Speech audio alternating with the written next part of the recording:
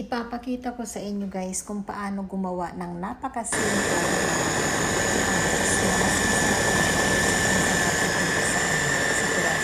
promise. Napaka-smooth pa naman niya guys, as in ang sarap niya. So, chickpea and then tahini. Kailangan natin din ng lemon at saka garlic.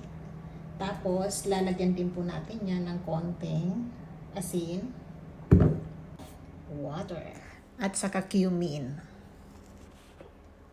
So, una po nating i-process ay yung lemon, garlic, and salt for 1 minute.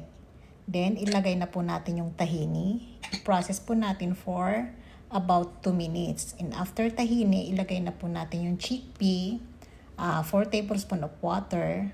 Process po natin ng another 2 minutes. And after that, ilagay na po natin yung cumin at konting oil. And kung kulang pa rin po yung panlasa, pwede nyo pong dagdagan ulit ng konting asin at saka lemon. Thank you for watching.